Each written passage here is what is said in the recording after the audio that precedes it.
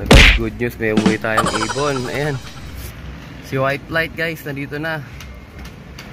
So ayan, naka-akit ko lang, may sticker pa siya. So butas na siya, second lap. So siya lang ang butas niya, kaya pwede pa to. Ayan, good luck sa atin guys. Sana mag-uwian pa yung mga ibon natin.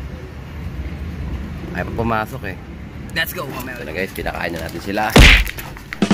So kumakain naman si si White Light eh, no? Kumain eh.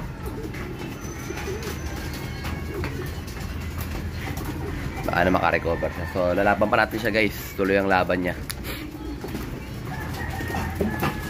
Sana mag-uwi pa iba nating ibon.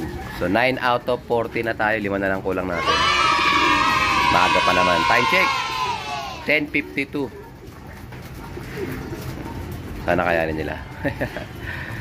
So wala pang laman to guys, kasi pa-flashing ko sila. T2S. Wait lang, ubusin nyo muna yung pagtuka nyo. Ay si Opal, sayang to guys. Si Opal pala nga, tigil na natin siya. Kasi dalawa na butas niya eh. Wala na siyang karapatang manalo. Ayan. Okay guys, mamaya ulit. Kuha muna tayo ng T2S. So ito guys, yung pang-flashing natin, yung T2S 500. So ano lang ako ng kalahating tabo. Ayan, kalahati lang yan, tansyahan lang, konti-konti lang guys. Ayan. So sa isang ganto, 4 liters. So dahil konti lang naman yung ibon natin, yan yung titimplahin yung 4 liters guys. Okay na yan, konti lang guys. Dapat na yan. Kailangan lang ma-plastic yung mga ibon natin. Monday. Blue water. Ayan. So konti lang din tayo magtimpla kasi may ano to, kumbaga may expiration to. Pag natimpla, 2 hours lang ang buhay. Huwag nyong bababad sa kanila. So tulad ngayon, alas 11. Mga alauna, pwede nang palitan to o alisin. Aalisin nyo guys, papalitan nyo ng plain water. Eh pag may dumating pa tayong latecomers, eh magtitimpla ulit tayo ng panibago para sa mga latecomers naman. Ayan o. Pansinin nyo si White Light, hindi pa umiinom. Tuliro pa. Kaya mga tropa natin yan. Sana mag-uwian pa. 5 pa kulang natin guys. Bali ang natin is 9 out of 14. Grabe. Nangamote sila kahapon. 9 out of 14 tayo guys. Let's go. So ito na nga guys, pinagbangga ko na yung raffle birds natin sa mananalo nito sa ating end of the year raffle eh, no? Oh, good luck sa mananalo nito guys. Nelson Dasilio the bird, cross Stitchel Bout, Eddie Noble. Tapos Taiwan pairing naman yung hen. Good luck sa mananalo nito. Grabe, ang kinis na. So kanina nakakuha na ni Brother Ross Melin yung itlog ng mga woodshed natin. Ayan. So nilipat ko na yung itlog ng nung ibon ni Brad Totoy. Wala nang itlog dyan. Tapos ito minarkahan ko na. Ayan, Egg 1, 1024. Egg 2, 1026. So yung yaya natin naglilimlam na. So good luck, sana mapisa to at mangitlog din sila. So pagka nang itlog ito at sumabay itong, kasi sabay ko lang sila pinagbiyak ko, tinanggal ko yung itlog dito, tsaka pinagbangga ko na sila. Ibig sabihin, pwede silang sabay mangitlog. So sana magtagpo sila para gagawin ko ding yaya to. So available din yung magiging itlog nito pagka naging yaya sila. Pero pag hindi naman, bubuhayin natin yung itlog nito. Gaya ng sinabi ko, titingnan natin kung certified breeders to mga to. Ayan sila. Ayan. So ito, nangitlog na nga 29-31. So nangitlog na ng first bird tong isa. Ayan, kahapon 29. So yung yaya naman nila, ito inaantabayanan pa natin kung mag-iitlog. Pero kung hindi sila magsasabay, 3 to 4 days lang dapat ang pagitan. Pero pagka lumampas na, alanganin na guys. Okay? Mamaya ulit guys. Sana may muwi pa tayong mga ibon. So ito na Brother Unique Keko. Ayan, binukod ko na yung pasingsing mo. Ayan, naka-personal band ko rin to. Ito yung solong anak ng Violet Cross second overall GP line. Ayan. So palakasin lang natin siya kumain. Ayan. Pwede na ito pa deliver mga 1 week. Ito naman kay Brother Shine Morales, pamalit nung ibong ko sa kanya. Ito brother Shine, no? Gulang na tong ibon. Tibay na. Ito basta-basta manadali ng ano. Ayan. Basra line. 536, 537. Cross Basra Pringles. Pakaswerte ni brother Shine dito sa ibon na to. Good luck sa brother Shine. Ayan. Dagdag pwersa. Possible hen. Request niya sa akin hen eh. Pero ito, wala naman tayong magagawa kung mag-cap to. Pero possible hen, malitang ulo. Ito possible. Ito medyo malaking ibon. Possible cock to, brother Unique Heko. Good luck sa iyong breeding. Sana lumaki silang healthy pagdating sa'yo. Let's go! Mamaya ulit guys. So yun nga guys, ano, wala nang nakadagdag dong kay White Light oh. Bastos. Kaya nagkuyan na ako ng patuka sa kanila. At saka ng Bitmin Pro. Ito yung ating probiotics.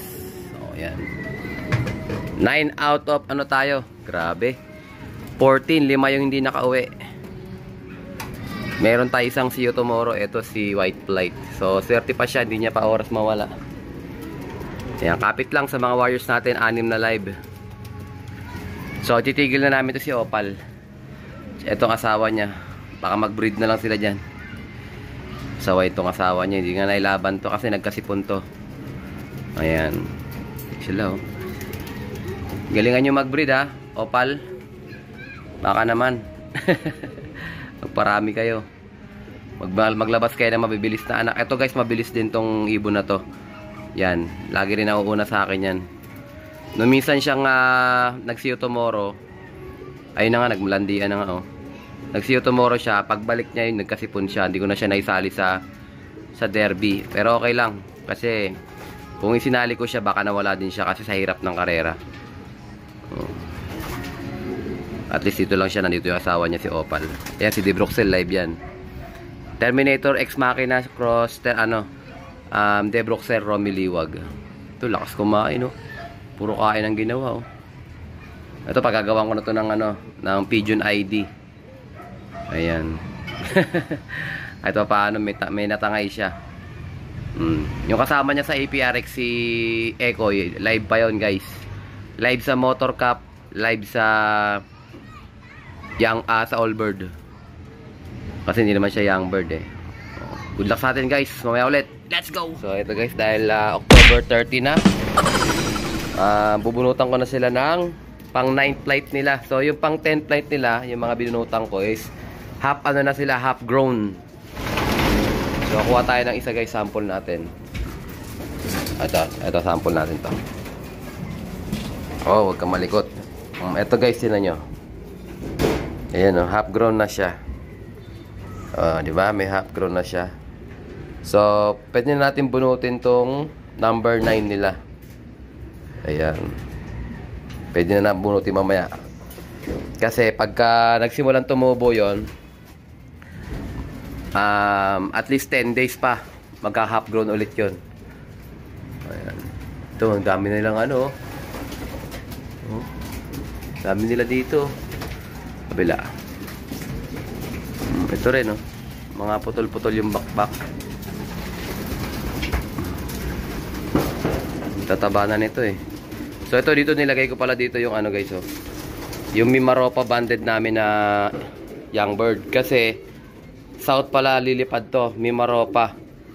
Ang Mimaropa kasi Masbate, Mindoro, Masbate, Romblon, Palawan. So doon ang laban ng ibon. Kaya itong loft natin na to, ito yung gagamitin natin kasi south ang laban ng Mimaropa. Kasi training ko sana dun sa kabila pang norte sana eh. Pero dahil Mimaropa ang laban, dito ko sila tuturuan, dito ko sila ilalaban. Tsaka naisip ko rin ilaban din to. Kasi konti lang yung summer race natin. Ilalaban ko din to yung mga hindi ko gagawing breeder, ilalaban ko. So bali ang ilalaban ko dito yung mga ibon na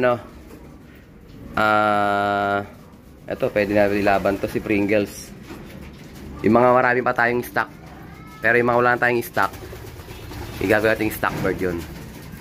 At saka yung mga natiga to, yung sino ba to? Jayso line, Jayso pairing. Ayan. I-out ko sana to kaso nagbago isip ko. Ayan. Ito na yung umuwi sa atin guys. Ito na yung umuwi sa atin ng nakaraan. Ayan na siya.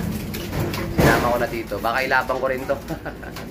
Baka ilabang ko rin to guys. Sama ko na sa mga ilalaban natin. Baka swertein tayo. Ito nga, naglilimlim na nga si si Peter C. Ma'am Jonalyn Bird. Babae pala siya guys. Ang naging asawa niya, yung dilaw. Ayan, yung dilaw. Yan. Sila pala naging magpare. Sila nagkaroon ng pamilya rito sa So, hindi ko lang alam kung mabubuhay yan. Kasi lagi nababasag yung itlog dyan eh. Lagi sila nagkarambulan eh. Kung mabuhay man, di ganun din. Pamimigay ko lang din. Kasi siyempre, eto, tinan nyo guys Brother CJ Manuel, ng Kuya CJ Lock TV. Ito yung binigay mo sa aking ibon, puting-puti yung ilong. Opal lang din ang kulay niya.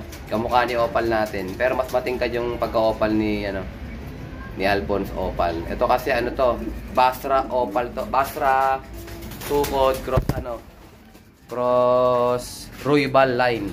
Ayan, off color Ruibal. Gandang ibon din yan. So baka ilabang ko din yan. Training natin. Mahilig tayo maglaban ng mga ng mga off color eh. Malay mo maging magaling din siya. Lahat naman dapat testingin guys. Mahirap pagparami ng ibon. Aanin mo naman kung hindi naman magaling. Ang ganda maipon lang sa atin yung magagaling lang. Okay guys, so may ulit. Let's go! So ito na nga guys, lumubog na naman ang ating haring araw. Ayan, salamat sa Diyos at nakaraos na naman tayo sa isang maghapon. So ayan, shoutout natin, Ledon's Garden Slope. Meron silang mga ginagawang voluntary contributions sa mga tropa natin dyan sa may bandang Ilocos. Tatanggal sila ng mga lambat. Kaya shoutout sa mga tropa natin dyan na gumagawa ng extra effort para sa ating mga kalapatid dito sa Maynila na naglalaban. Kaya mag-follow kayo sa Ledon's Garden Slope. Meron doon mga kaganapan. So para at least updated kayo sa mga progress at saka sa mga kung ano-ano pang mga anti-lambat scheme. Ayan, sana supportahan natin yung mga kalapatid kasi ang labanan ngayon guys, hindi na lang pagalingan. Talaga kailangan, may swerte ka din. Kailangan yung ibo mo, hindi nakakaibos sa lambat. Pero siyempre, hindi mo naman matuturuan yung mga ganun. Kailangan lang natin, yun nga, mag-extra effort. Kung kaya nating tumuwang sa kahit anong paraan, na yun nga, makakabawas dyan sa mga lambat na yan, nagkakabit ng mga lambat, gawin natin mga lapatid. Super, tulad ko personally, yan, makikiambag tayo dyan kahit papaano. Tutulong tayo kahit nasa malit na paraan. Ayan, sana sumuporta kayo mga kalapatid para sa ating lato. Lalo-lalo na yung mga nagkakarera ng kalapate. Kasi siyempre yung iba sasabihin hindi man ako nagkakarera ng kalapate. Pero anyways, kung hindi naman to pilitan basta tayo mga kalapatids, gusto natin makauwi mga ibon natin. Kaya kung mababawasan yung mga lambat na yan, mas malaki chance makauwi mga kalapati natin. Tulad yan, 5 yung alaga sa akin ngayon. From 14, 9 lang ang umuwi, isa lang ang nag-see you tomorrow. At saka napansin ko ngayong norte, kahit sa mga training, wala ako ganong see you tomorrow. Pagka nawala sila, hindi sila nakauwi nung araw na yun, wala na see you tomorrow. Ibig sabihin guys, hindi tumukod yung ibon. Mas malaki tendency na shoot sa lambat. At yun nga, kung hindi man sila makauwi talaga na tumukod, at least alam natin sa sarili natin wala nang lambat. Kung baga talagang tumukod, mahina yung ibon. Pero kung may lambat talaga, kasama pa rin sa mga magiging palaisipan sa atin yun mga lapatis. So dito ka natapusin ang ating video for today. Huwag kayong makalimot na mag-follow Ledon's Garden Slope para makita nyo yung mga update. At yun, makibahagi tayo sa malit na paraan. Hanggang sa muli, ingatan na tayo ng Panginoon. And as always, bye-bye you! Good luck sa lahat! Zoop!